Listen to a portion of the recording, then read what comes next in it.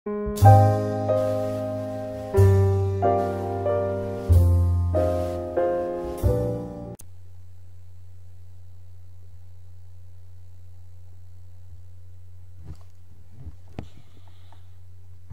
عليكم ورحمة الله وبركاته. أعزائي الطلبة، مرحبا بكم في هذا التمرين هذا تاع toujours on est toujours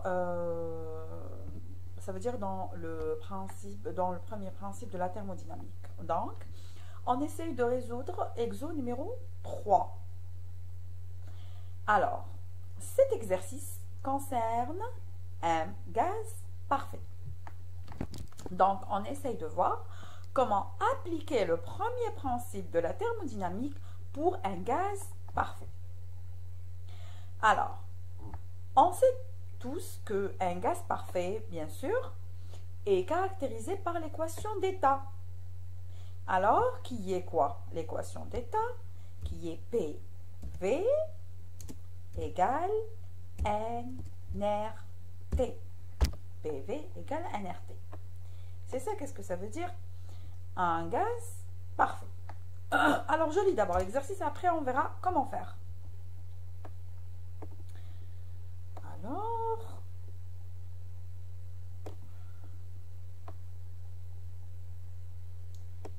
une mole de gaz parfait monoatomique. Qu'est-ce que ça veut dire monoatomique? Monoatomique, ça veut dire qu'il est constitué d'un seul atome. Par exemple, j'ai le H2, c'est le gaz d'hydrogène, il est constitué que de l'atome d'hydrogène. J'ai le O2, c'est le gaz d'oxygène, pardon, il est constitué que de l'atome oxygène. J'ai le N2, tout ça c'est des gaz. En revanche, le HCl, c'est un gaz aussi, mais c'est dichlore. C'est le dichlore hydrogène, voilà. En arabe, c'est ras chlore al-hydrogène. Voilà. Donc, ce gaz-là il n'est pas monoatomique parce qu'il est constitué de deux types d'atomes. C'est l'atome Cl et l'atome.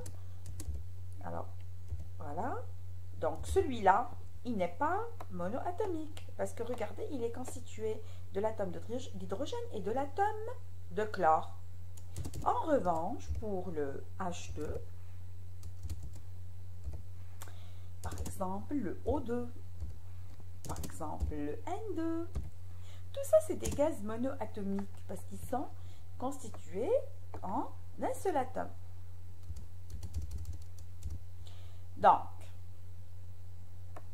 une mole de gaz parfait monoatomique se trouve dans l'état P0, V0, T0. Ça, c'est l'état initial du gaz. Alors, au cours d'une transformation réversible, il reçoit une quantité de chaleur Q égale 3RT0 sur 2. Voilà, donc le gaz, il est en transformation réversible, ça dépend. Et en même temps, il reçoit une quantité de chaleur Q qui est donnée en fonction de T0 qui est 3R T0 sur 2. Premièrement, évaluer la pression et le volume finaux si la transformation est isotherme. Et isotherme. Isotherme, ça veut dire que pendant la transformation, la température reste constante. Regardez ici. Parmi les données, on a ça. On rappelle que la quantité de chaleur reçue d'un gaz considérée au cours d'une transformation élémentaire réversible est donnée par suit. Regardez ici. On a ici deux formules. Ça, c'est la première formule qui est 3,2 RdT plus PdV. Et on a aussi 5 sur 2 RdT moins VdP. Voilà, donc on a deux. Et notre usage des formules dépend des données qu'on a. Alors, je vous donne par exemple un exemple. Alors ici, par exemple, si je prends cette formule est parfaite pour si V égale à une constante. Si V égale à une constante, donc j'ai la disparition de ce terme. Donc, ce qui me reste, c'est celui-là. Alors, par exemple, cette formule, elle est valable ou elle est idéale pour P constant. P constant, donc j'ai tout ce terme qui va disparaître et donc j'aurai que ça. Voilà. Et si c'est isotherme, donc je peux prendre celle-là ou je peux prendre celle-là parce que dans les deux formules, j'ai le dt. Et le dt va disparaître avec t constant.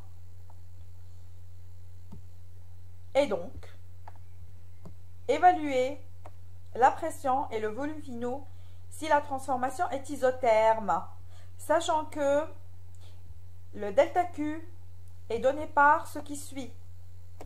Et sachant que aussi, le Q reçu par le gaz, c'est 3RT0 sur 2. Voilà. Donc, j'espère qu'on a bien compris ce qu'ils veulent. La solution. Alors, il faut toujours présenter le problème physique dans un petit schéma, là où vous avez les données. Ça va vous faciliter la tâche. Vous allez mieux voir le problème posé. Voilà. Donc ici, j'ai l'état, donc ici j'ai une enceinte qui contient du gaz caractérisé par une pression P0, un volume V0, une température T0, et au cours de n'importe quelle transformation, bien sûr citée au-dessus, il reçoit une quantité de chaleur qui est Q. Maintenant, on commence par la transformation isotherme. Transformation isotherme. Alors, il nous demande de calculer le volume V1, ça veut dire que c'est le volume final. Alors, transformation isotherme, qu'est-ce que j'ai? Alors, la température est constante, ça c'est les données, et le nombre de moles égale à 1. Ils l'ont dit. Et par conséquent, on peut conclure que PV égale RT0. Et regardez bien, le RT0 c'est une constante, parce que T0 égale à une constante. Pourquoi? Parce que la température est constante. Ça veut dire qu'au cours de la transformation, à n'importe quel état, le gaz garde toujours la même température qui est T0, qui est celle-là. Et donc, à chaque fois, j'ai le produit PV égale RT0. Alors maintenant, j'ai utilisé celle-là, à température constante. Alors ici, ce terme va disparaître dans cette formule et ce terme va disparaître dans cette formule. Et par conséquent, j'aurai soit je peux prendre delta Q égale P dV, ou sinon, je peux prendre delta Q égale moins V dP. Mais regardez bien, le P et le V, les deux variables sont liées par l'équation d'état, qui est quoi? Qui est P, bon, je vais écrire au-dessous, qui est PV égale R T0.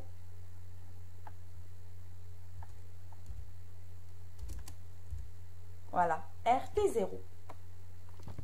Et donc, P en V1, donc P en V1 égale, normalement c'est ça, P en V1, donc égale P0, V0 égale RT0. Toujours RT0, pourquoi? Parce que c'est une transformation isotherme. Parce que c'est une transformation isotherme. Et voilà.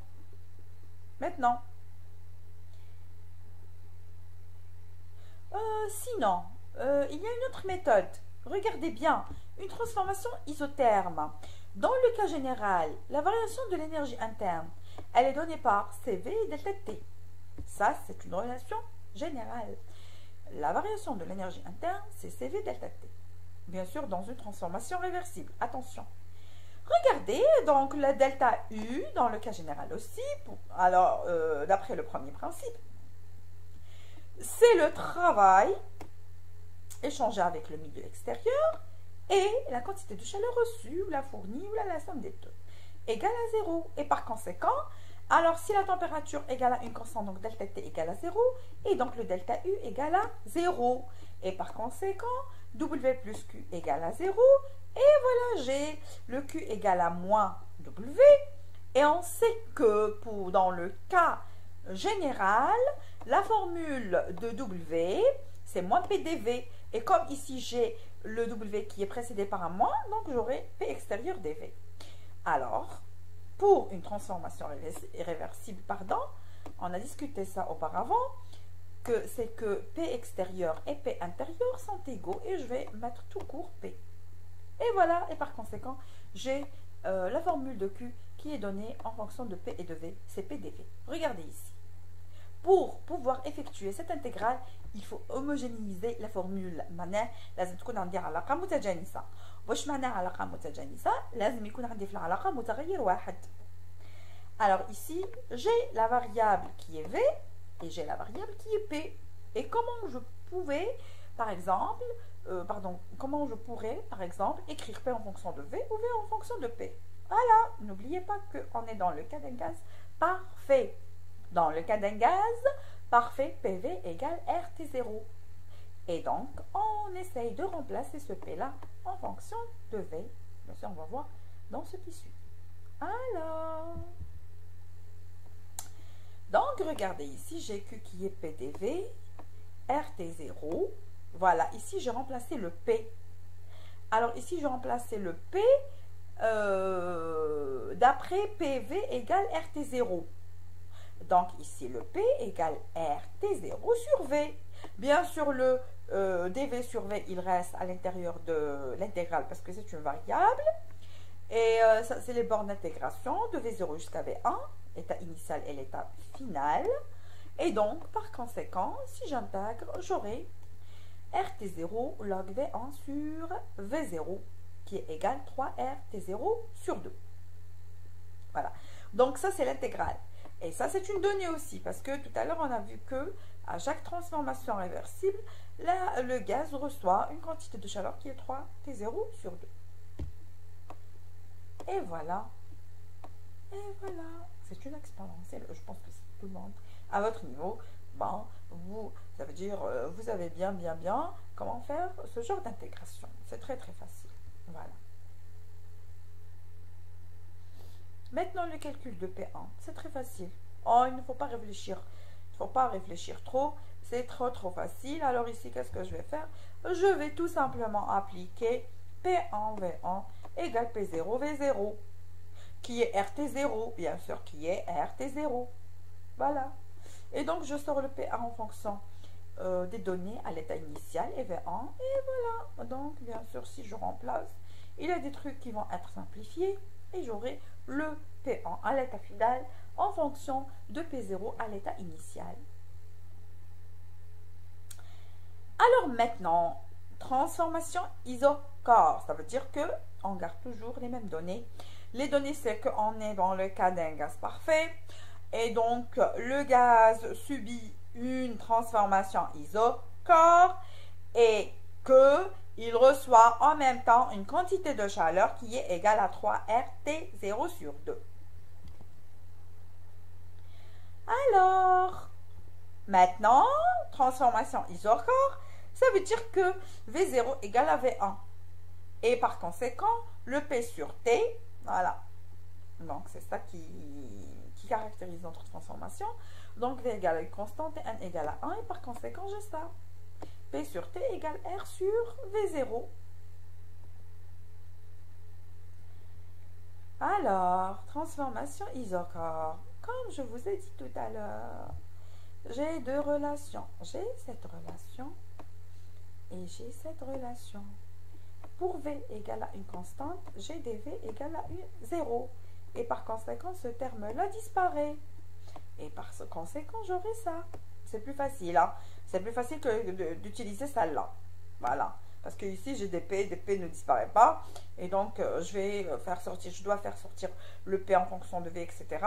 Donc, ça va être trop. Alors, il vaut mieux utiliser celle-là, c'est pour se débarrasser de ce terme-là. Donc,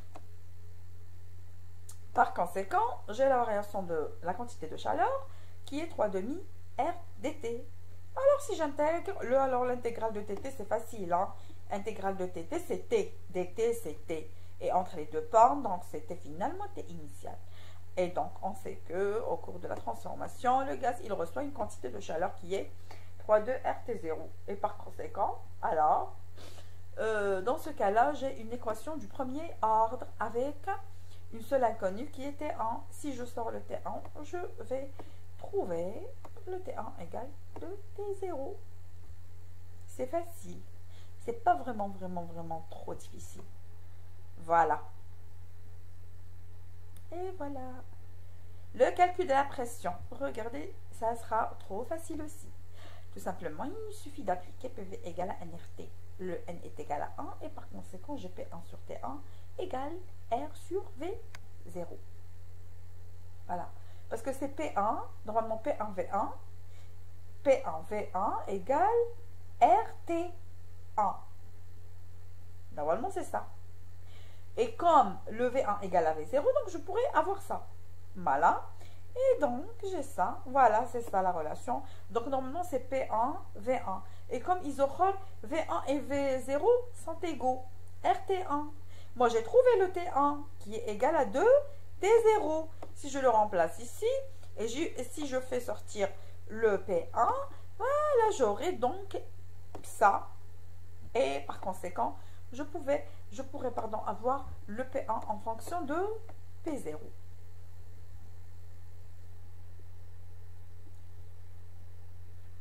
Transformation isobare. Isobare, ça veut dire que la pression égale à une constante. Pression égale à une constante, on tombe sur cette formule de gaz parfait. Pression constante et N égale à 1. Donc V sur T égale R sur V0. Alors V sur T égale R sur V0.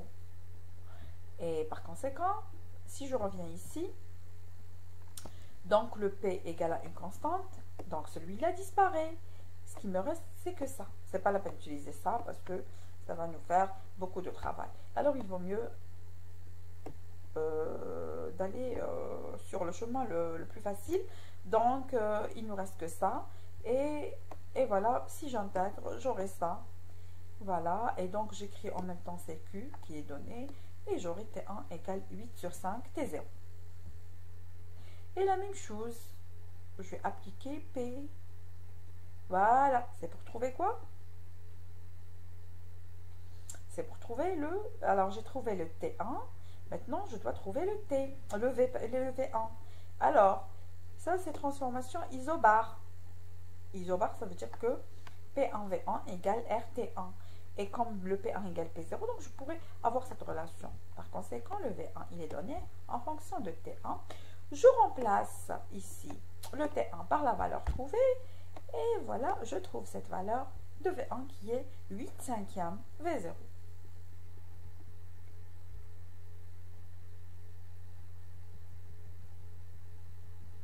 Et voilà, c'est la fin de l'exercice. Ça, c'était le deuxième principe de la thermodynamique. أعزائي الطلبة، نتمنى أنكم استفدتوا من هذا الشرح، هذا التمرين هذا كما نقولوا احنا بالعربية الغازات المثالية، وكيفاش نتعامل مع المبدأ الأول الترموديناميك. Ça veut dire comment on traite le premier principe de la thermodynamique dans le cas d'un gaz parfait. كالعادة إذا عندكم تعليقات، أسئلة، n'importe quoi، alors تقدروا تخليوا لي تعليقات تحت لا فيديو. Ou si vous voulez bien, ça veut dire avoir la mise à jour des vidéos, ما عليكم إلا تضغطوا على كما يقولوا جرس الاشتراك. Voilà. وإلى الملتقى إن شاء الله في فيديو آخر مع le deuxième principe de la thermodynamique et surtout avec l'entropie. L'entropie, je pense que pour tout le monde c'est un fantôme, donc on essaye de décortiquer la prochaine fois qu'est-ce que c'est l'entropie, qu'est-ce que c'est le deuxième principe de la